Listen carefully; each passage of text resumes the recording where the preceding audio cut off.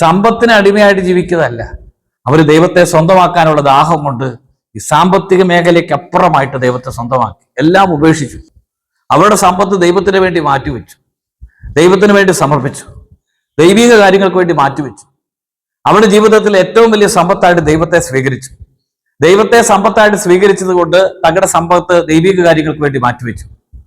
ഇതൊരു വിളി തന്നെയാണ്, സവിശേഷമായ വിളിയാണ്. ഈശോയുടെ കൊടുത്ത് നടന്ന ധനികരായിട്ടുള്ള സ്ത്രീകളുണ്ടായിരുന്നു. അവര് പണത്തിനല്ല പ്രാധാന്യം കൊടുത്തത്, ദൈവത്തിനാണ് പ്രാധാന്യം കൊടുത്തത്. പലപ്പോഴും സാമ്പത്തിക മേഖലയ്ക്ക് അമിതമായ പ്രാധാന്യം കൊടുക്കുമ്പോൾ ദൈവാനുഭവം നഷ്ടപ്പെട്ടു പോകും.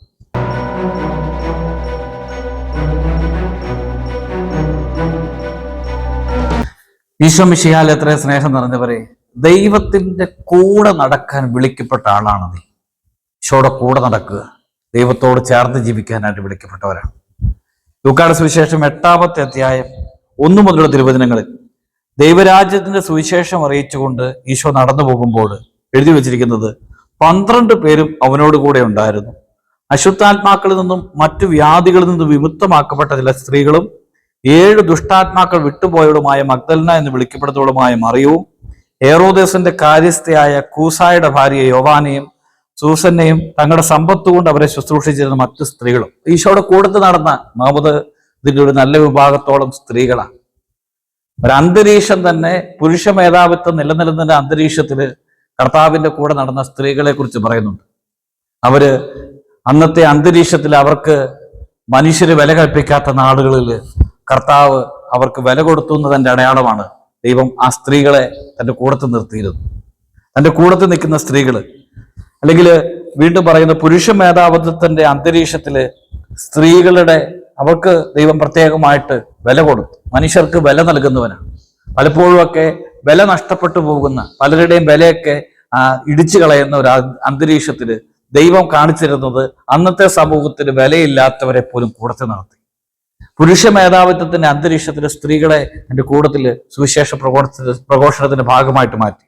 വീണ്ടും പറയുന്നത്, പാപത്തിന്റെ സ്വാധീനത്തിൽ കഴിഞ്ഞിരുന്നവൾ, അശുദ്ധാത്മാക്കളിൽ നിന്ന് വിമുക്തരാക്കപ്പെട്ടവര്, 7 ദുഷ്ടാത്മാക്കൾ വിട്ടുപോയിട്ടുള്ള മഗ്ദലന, ഒരു പാപ അന്തരീക്ഷത്തിൽ കഴിഞ്ഞിരുന്ന ഒരു സ്ത്രീയെ ദൈവം സുവിശേഷ പ്രഘോഷണത്തിന്റെ ഭാഗമായിട്ട് മാറി. അവൾക്കും ദൈവത്തിന്റെ ആ സുവിശേഷ ഗണത്തിൽ ഇടമുണ്ടായിരുന്നു. പ്രിയപ്പെട്ടവർ, അതാണ് ദൈവം ചേർത്ത് പിടിക്കുന്നവര് വിശുദ്ധരാകണമെന്നില്ല. ദൈവം ചേർത്ത് പിടിക്കാൻ ആഗ്രഹിക്കുന്നവരുടെ ബാക്ക്ഗ്രൗണ്ട് വളരെ മോശമായിരിക്കാം. ഒരുപക്ഷെ നിന്റെ കഴിഞ്ഞകാല ജീവിതം വളരെ മോശമാണെങ്കിലും ഈശോയ്ക്ക് നിന്നെ സ്വന്തമാക്കാനായിട്ട് കഴിയും. നീ കഴിഞ്ഞ നാളുകളിൽ ഏറ്റവും പാപത്തിൽ കഴിഞ്ഞിരുന്നൊരു വ്യക്തിയാണെങ്കിലും യേശു ക്രിസ്തു നിന്നെ സ്വന്തമാക്കും. നീ ദൈവത്തിന് വേണ്ടി ജീവിക്കാൻ ആരംഭിച്ചാൽ നിന്റെ ഇന്നലകളിലെ കഴിഞ്ഞ നാളുകളിലെ പാപജീവിതത്തെ ദൈവം പരിശോധിക്കുകയില്ല. ദൈവം നിന്നെ ചേർത്ത് പിടിക്കാനായിട്ട് തുടങ്ങും. ദൈവത്തിന് സ്വന്തം. അതുകൊണ്ടാണ് ആ സ്ത്രീയാണ് പിന്നീട് ഈശോയുടെ ഉദ്ധാനത്തിന്റെ സമയത്തും അതിനു മുമ്പ് ആ കുരിശുമരണത്തിന്റെ സമയത്തും ഈശോയുടെ കൂടെ ഉണ്ടായിരുന്നു. ഒരു പാപത്തിൽ കഴിഞ്ഞിരുന്ന സ്ത്രീ ദൈവത്തിന്റെ കൂടെ ഉണ്ടാകണമെങ്കിൽ അവൾക്ക് എത്രമാത്രം മാറ്റം വന്നു. ഇതുപോലെ നീ ദൈവത്തെ സ്വന്തമാക്കാൻ ആഗ്രഹിക്കുമ്പോൾ കർത്താവ് ഇന്നലകളിൽ നിന്റെ പാപജീവിതമല്ല പരിശോധിക്കുന്നത്. യേശുക്രിസ്തുവിന്റെ സ്വന്തമാക്കാൻ ആഗ്രഹിച്ചാൽ പിന്നെ കഴിഞ്ഞ കാല പാപമല്ല, ഇന്നുള്ള നിന്റെ പുതിയ ജീവിതമാണ് യേശു പരിശോധിക്കുന്നത്. മൂന്നാമതായിട്ട് പറയുന്നത്, സമ്പത്ത് വിറ്റ് ദൈവത്തെ സ്വന്തമാക്കിയവര്. ഹെറോദേസിന്റെ കാര്യസ്ഥനായ കൂസയുടെ ആ കാര്യസ്ഥന്റെ ഭാര്യ യോവാനയും അതോടൊപ്പം തന്നെ മറ്റു സ്ത്രീകളും, യോവാനയും സൂസന്നയും സാമ്പത്തികമായിട്ട് ഉയർന്ന മേഖലയിലുള്ളവരാണ്. സമ്പത്തിന് അടിമയായിട്ട് ജീവിക്കുന്നതല്ല, അവർ ദൈവത്തെ സ്വന്തമാക്കാനുള്ള ദാഹം കൊണ്ട് ഈ സാമ്പത്തിക മേഖലയ്ക്ക് അപ്പുറമായിട്ട് ദൈവത്തെ സ്വന്തമാക്കി, എല്ലാം ഉപേക്ഷിച്ചു. പിന്നീട് അതുകൊണ്ടാണ് എഴുതിയിരിക്കുന്നത്, തങ്ങളുടെ സമ്പത്ത് കൊണ്ട് അവരെ ശുശ്രൂഷിച്ചിരുന്ന മറ്റു സ്ത്രീകളും അവരോടുണ്ടായിരുന്നു.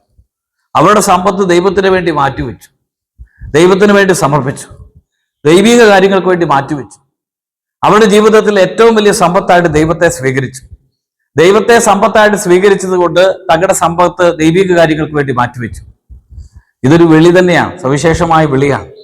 അപ്പസ്തോലന്മാരുടെ ആദ്യകാല പ്രവർത്തനങ്ങൾ എഴുതി വെച്ചിട്ടുണ്ട്. തങ്ങൾക്ക് സ്വന്തമായിട്ടുള്ളതെല്ലാം വിറ്റ് അപ്പസ്തോലന്മാരുടെ കൂടത്തിൽ ചേർന്നു. കാരണം അവര് സ്നേഹിച്ചിരുന്നത് പരിശുദ്ധാത്മാവിനെയാണ്. ഈശോയുടെ കൂടത്ത് നടന്ന ധനികരായിട്ടുള്ള സ്ത്രീകളുണ്ടായിരുന്നു. അവര് പണത്തിനല്ല പ്രാധാന്യം കൊടുത്തത്, ദൈവത്തിനാണ് പ്രാധാന്യം കൊടുത്തത്. പലപ്പോഴും സാമ്പത്തിക മേഖലയ്ക്ക് അമിതമായ പ്രാധാന്യം കൊടുക്കുമ്പോൾ ദൈവാനുഭവം നഷ്ടപ്പെട്ടു പോകും. സമ്പത്തുണ്ടെങ്കിലും ദൈവത്തെ ആഴമായിട്ട് സ്നേഹിക്കാൻ തുടങ്ങി. അവരെ സംബന്ധിച്ചിടത്തോളം ഏറ്റവും വലിയ സമ്പത്ത് ദൈവമായിട്ട് മാറി. അപ്പോൾ ദൈവം അവരെ സാമ്പത്തികമായിട്ട് അനുഗ്രഹിക്കാൻ തുടങ്ങി. ചില അനുഗ്രഹങ്ങളുടെ പിന്നില് ദൈവത്തെ സമ്പത്തായിട്ട് സ്വീകരിക്കുമ്പോൾ ദൈവം തന്നെ നൽകുന്ന ഒരു അനുഗ്രഹമാണ് ഈ സാമ്പത്തിക മേഖലയിലുള്ള പുരോഗതി. സമ്പത്തിനെ ആഴമായിട്ട് സ്നേഹിച്ച് സമ്പത്തിന് വേണ്ടി ദൈവത്തെ സ്നേഹിക്കാൻ തുടങ്ങുമ്പോൾ ജീവിതത്തിന്റെ കൃപയെല്ലാം നഷ്ടപ്പെടാൻ തുടങ്ങും. ദൈവത്തിന് വേണ്ടി പൂർണ്ണമായിട്ട് സമർപ്പണം ചെയ്യുമ്പോൾ ദൈവം നൽകുന്ന അനുവദിക്കുന്ന സമ്പത്തുകളുണ്ട്. അപ്പോൾ ദൈവത്തെ ഏറ്റവും വലിയ നിധിയായിട്ട് കാണാനായിട്ട് കഴിയണം. യേശുവിന്റെ മരണത്തിലും ഈ സ്ത്രീകൾ വിട്ടുപോകാതെ, അതുകൊണ്ടാണ് കുരിശിന്റെ വഴിയിൽ 8ാമത്തെ സ്ഥലത്ത് നമ്മൾ കാണുന്നുണ്ട്, അതായത് കരയുന്ന സ്ത്രീകളെ കുറിച്ച്. ആ സ്ത്രീകൾ ഈശോയെ വിട്ടുപോകാത്തവരാണ്. ഈശോയുടെ അപ്പസ്തോലന്മാരും മറ്റു പലരും തന്നെ ഈശോയെ വിട്ടുപോകുമ്പോഴും ഈ സ്ത്രീകൾ വിട്ടുപോകുന്നില്ല. ഈശോയെ കുറിച്ച് ആരോപണങ്ങൾ ഉണ്ടാകുമ്പോൾ ഈശോയെ വിട്ടുപോകുന്നില്ല. ഈശോയെ പരസ്യമായിട്ട് കുറ്റക്കാരനായി വിധിക്കുമ്പോഴും ഈ സ്ത്രീകൾ ഈശോയെ അവരെ അനുഗമിക്കുന്നുണ്ട്. അവരുടെ കണ്ണുനീര് ഈശോ കാണുന്നുണ്ട്. പ്രിയപ്പെട്ട സഹോദരങ്ങളെ, പലപ്പോഴും ദൈവത്തെ തള്ളിപ്പറയുകയും തള്ളിക്കളയുകയും ചെയ്ത ചില സാഹചര്യങ്ങളുണ്ട്. ചില പ്രതികൂലമായ സാഹചര്യങ്ങളിൽ ഇനി ദൈവത്തെ വിളിക്കുന്നില്ല എന്ന് തീരുമാനമെടുക്കുന്നുണ്ട്. ഈശോ അവരുടെ കണ്ണുനീര് കാരണം അവര് ദൈവത്തോട് വിശ്വസ്തത പുലർത്തിയത് കൊണ്ടാണ്. പ്രതികൂല സാഹചര്യങ്ങളും നീ ദൈവത്തോട് വിശ്വസ്തത പുലർത്തിക്കുക, നിന്നെ ദൈവം പ്രത്യേകമായിട്ട് അനുഗ്രഹിച്ചിരിക്കും. അത് ഉറപ്പായൊരു കാര്യം തന്നെയാണ്. ഈ പാപിയാണെങ്കിലും രോഗിയാണെങ്കിലും ആണ് ഈശോയുടെ കൂട്ടത്തിലുണ്ടായിരുന്ന അശുദ്ധാത്മാക്കളാൽ ബന്ധിക്കപ്പെട്ടിരുന്നവര്, രോഗപീഠയാൽ വിഷമിക്കപ്പെട്ടവര്, അവരൊക്കെ ഈശോയുടെ കൂടത്തിൽ നടന്നവരാണ്. നീ ഈശോയുടെ കൂടെ നടക്കുന്നത് ദൈവത്തോട് ചേർന്ന ഒരു ജീവിതം നയിക്കുമ്പോഴാണ്. ഈശോയുടെ കൂടെ ആയിരിക്കാനായിട്ട് പരിശ്രമിക്കുക. എത്ര പ്രതിസന്ധി ഉണ്ടായാലും നീ ദൈവത്തെ തള്ളി പറയാതെ ദൈവത്തോട് വിശ്വസ്തത പുലർത്തിയാൽ യേശുക്രിസ്തു നിന്നെ സ്വന്തമാക്കിയിരിക്കും. ഈശോ നിന്നെ അനുഗ്രഹിക്കട്ടെ. ആമേൻ.